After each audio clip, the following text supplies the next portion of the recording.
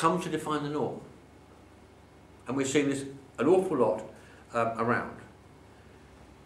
Now, the technological revolution was ready to take off. And what it was about, it's the power to gather and retain information. What is it when they bring all this together, this information? It's data, it's biometrics, images, which are no longer limited by the capacity. If you think about it, the old CCTV is out of the window. It has been used for law enforcement purposes. It's fuzzy, it's hard to identify. The new thing to be aware of is digital CCTV, in simple terms. Did any of you get that amazing thing of Obama's inauguration?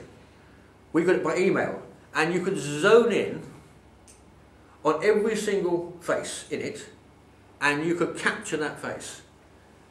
And this has been going the rounds in civil liberties groups. There were all those people at his inauguration, but you could zone in on a single face, you could block it off, and you could capture it. That is what digital means. It means on a demonstration, they can go through every single face of the demonstration and capture each image. Once you've got your image, you can attach that to a name. Then you can attach it to other information about that person. And in the EU, we've got this idea also of the principle of availability and of interoperability, which I'll come back to.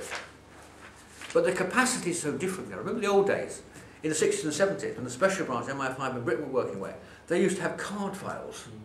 You wrote a letter to the Morning Star in the 50s, you got a card file open. You attend a CND demonstration, you got a card file. And then you move from green to orange when you did something else, and you were red, you were under something. But they did have, it's estimate, up to 2 million card files on trade union activists, communists, suspects, anti-nuclear protesters. But of course the ability to use that was incredibly limited. Forget that today. Yes? They can use that information today in a way they could never use it before. I was looking it up just yesterday, because we've moved very quickly, if you think about it, from megabytes in terms of computer capacity, to gigabytes, to terabytes, and now I understand there's a thing called zettabytes, which is 1 billion terabytes. And there's probably something bigger than that I don't know about. But the capacity to store mass data is no longer a limitation. And within that mass data, to zone in on a single individual. That capacity is there now. So don't think, I can escape all of this, yes, because they've got all this data on everybody. That is a slightly false perspective.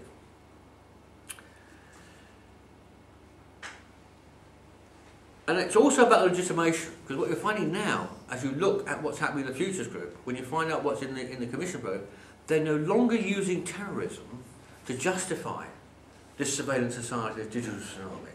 It is now receding. It's still there. It's now becoming justifying in its own terms. It's almost like, if it's technologically possible, why shouldn't we use it?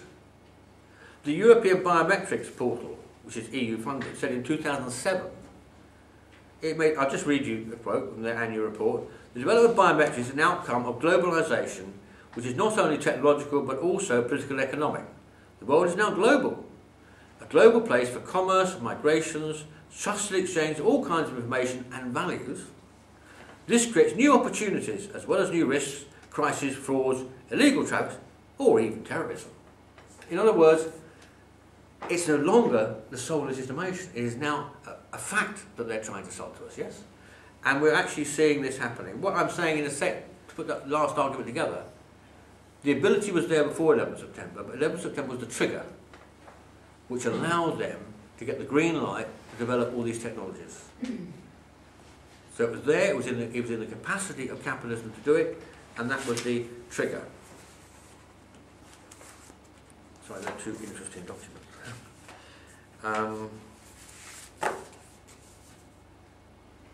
And of course the arguments are all based on, within the threat of terrorism, which is still around in the lexicon of course, the politics of fear.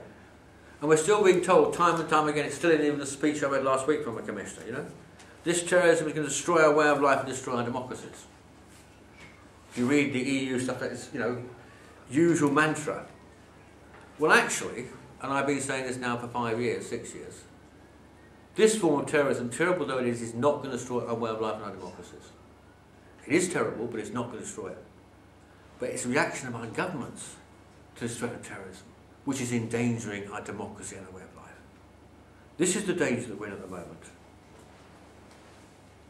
And we've got this other problem too. Outlawist terrorism, of the targeting of Muslim communities and what's happening to them.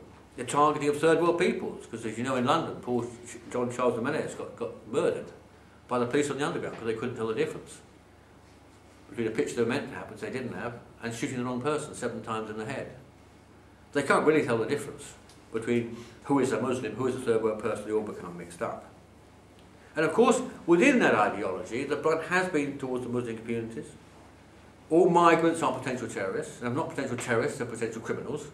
And not potential criminals, then they're obviously an economic drain in our society. And it's worth thinking how we came to that position. Because this war on terrorism isn't just about terrorism, it's effects that it has. In the 1970s, under the Geneva Convention, in the European Union, we were helping people, we were having some standards, fleeing from poverty and persecution. In 1980s, in fact I think it was 1990, in London, they invented the concept of manifestly unfounded applications to deal with start dealing with economic migrants. I remember being in Birmingham, Informal Justice and Home Affairs Council, Jack Straw was Home Secretary, when they said we're now going to tackle, finally, outlaw the economic migrants. There he was saying that. And of course then it moved on to saying, now we've got to start looking at the political migrants, fleeing from persecution. So we've now got a system in the European Union where those fleeing from persecution and poverty who can get asylum are falling and falling and falling. We've got this new Frontex agency with this great wars across the Mediterranean. They're soon going to have drones roaming around the Mediterranean to spy on boats and all kinds of things like this. It gets harder and harder. People, as we all know, are dying trying to cross the Mediterranean. And yet at the same time we're doing that, the EU has invented the concept of legal migration. What's this? We need legal migration because the population of the European Union is getting older and older. Our workforce is getting smaller and smaller. We must recruit skilled labour to support our standard of living from the third world. What? We're not giving sanctuary to those fleeing from poverty and persecution. But we want to bring in skilled labour from the third world to support the EU standard of living. That is in the Stockholm programme. We knew about it anyway, but it's there clearly openly in the Stockholm programme. I think that is immoral. That is one of the consequences that we're getting into. Now, when we try and look for documents, and I have talked about getting hold of documents, and it's very important to get hold of them, we have long battles, because when we're trying to get the council documents, not only you've got the council document on the register, then you've got the council document not on the register, i.e. the content's not on the register, so we have to obtain them from various sources. Then there are things called DS documents, which are not on the register. There are room documents, which are circulating around the meetings, all these various council, which are not on the register. And the SN documents, which means San Numero, without a number, which have a number. Work that one out. And then, of course, we have a big fight that's going on at the moment with the legal opinions. At the moment, they're thinking about reforming the regulation of access to documents. And the legal service of the council came to an opinion on what they thought a commission proposal. So the legal service is a bit of a hoot in the council because they circulate, their opinions are circulated looking like this. And up here it says, document partially accessible to the public.